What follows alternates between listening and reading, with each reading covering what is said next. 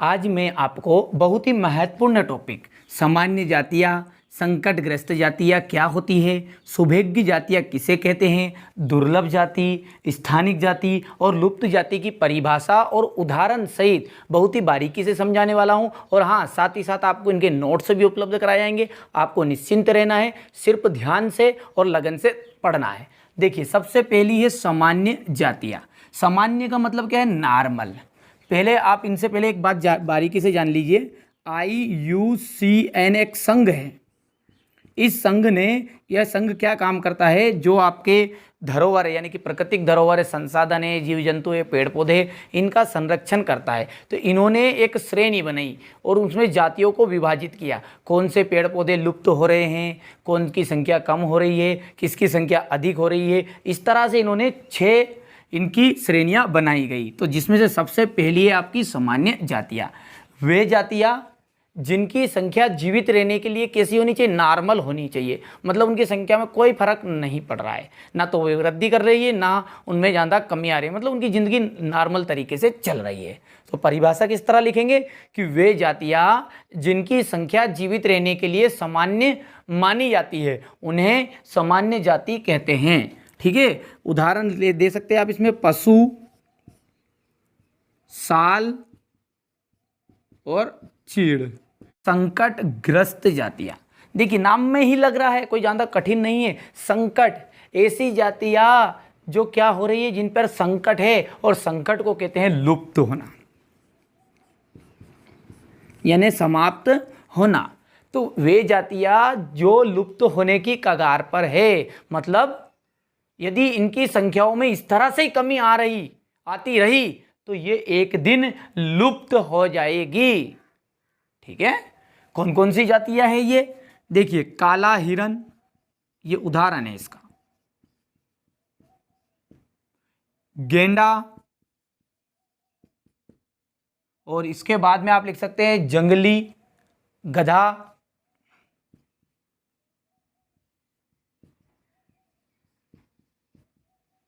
और मणिपुरी हिरन।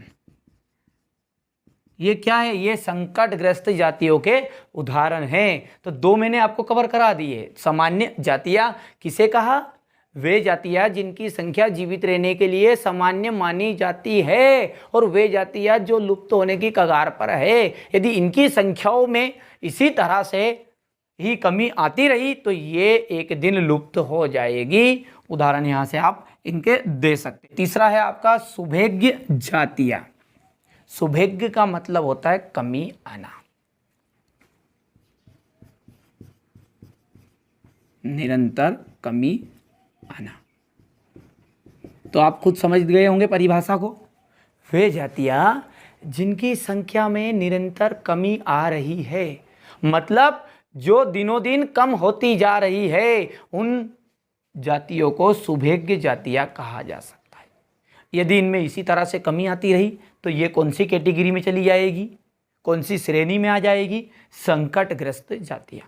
कंफ्यूज होने की कोई आवश्यकता नहीं है, नॉर्मल तरीके से समझिए। शब्द का अर्थ है सामान्य, यानी कि इनका जीवन सामान्य चल रहा है, संकट कठिनाई में, सुभेज्य कमी आ रही है निरंतर।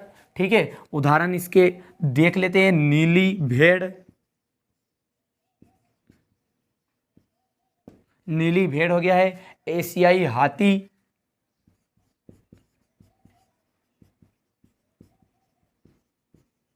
और गंगा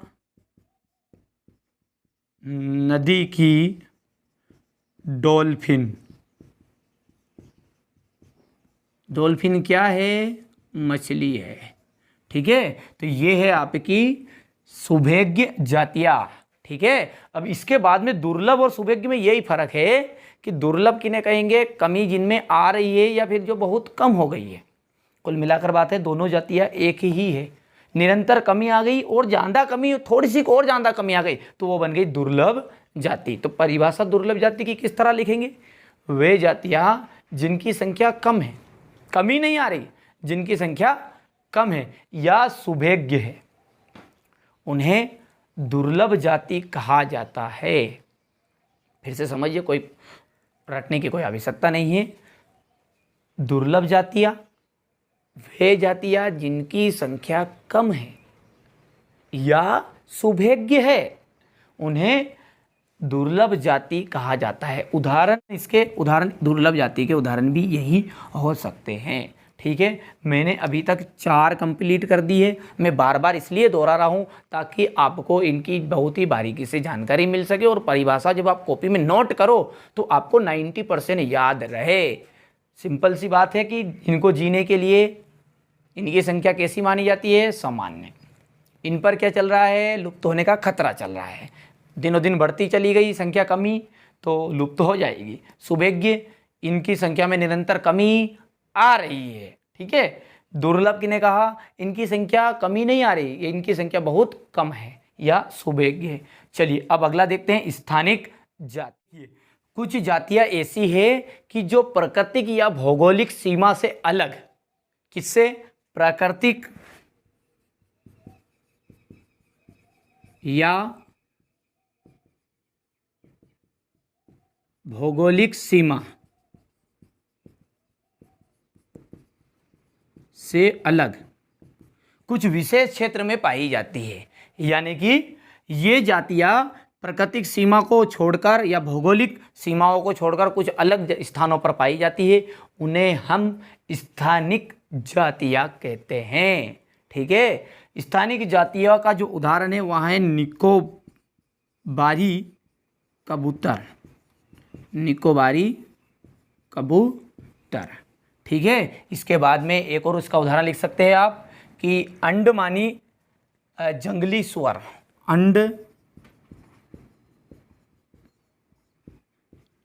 जंगली सुअर। तो ये क्या है? आपकी स्थानिक जातियां है। स्क्रीनशॉट के द्वारा आप नोट्स यहाँ से कंप्लीट कर सकते हैं। और अगला जो अंतिम बचा है आपका, देखिए स्थानिक हो चुका है, अब बचा है अंतिम लुप्त। देखिए लुप्त का मतलब तो आप खुद ही जानते हैं, मैंने स्टार्ट में ही बताया है, लुप्त मीन्स होगा समाप्त होना। परिभाषा जब तक विचार कर लीजिए मन में। ठीक है। क्या परिभाषा बन सकती है इसकी?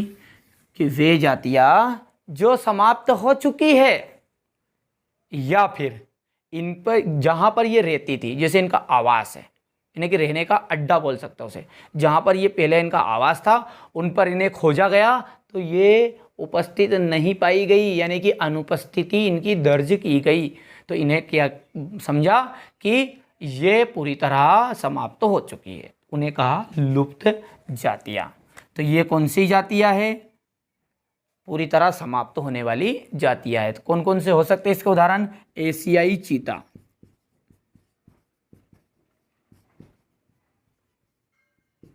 ठीक है, गुलाबी सिर वाली बतख,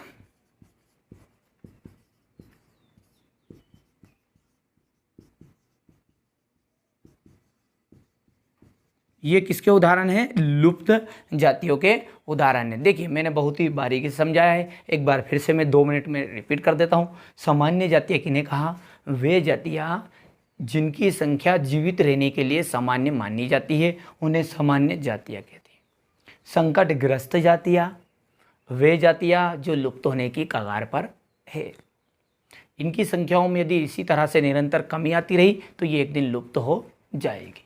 सुभेग्य जातियाँ जिनकी संख्या में निरंतर कमी आ रही है और यदि इन्हें इसी तरह से इनकी कमी को नहीं रोका गया तो ये संकटग्रस्त वाली जातियों की श्रेणी में चली जाएगी। दुर्लभ जातियाँ जिनकी संख्या बहुत कम है, जिनकी संख्या क्या है? बहुत ही कम है। और या फिर सुभेग्य है, सुभेग्य का मतलब होता है निरंतर कमी आना, तो ऐसी जातियों को हम कहेंगे सुभेग्य जातियाँ। यदि इनका भी संरक्षण नहीं किया गया, इनको नहीं बचाया गया, इनकी कमी को नहीं रोका गया तो ये भी कहाँ जाएगी? संकटग्रस्त जातियों की श्रेणी में। स्थानिक जातियाँ प्राकृतिक या भौगोलिक क्षेत्रों की जो सीमाएं हैं उनसे कुछ अलग विशेष क्षेत्र में जो पाए जाने वाली जातियाँ हैं उन्हें हमने स्थानिक जातियाँ बताया।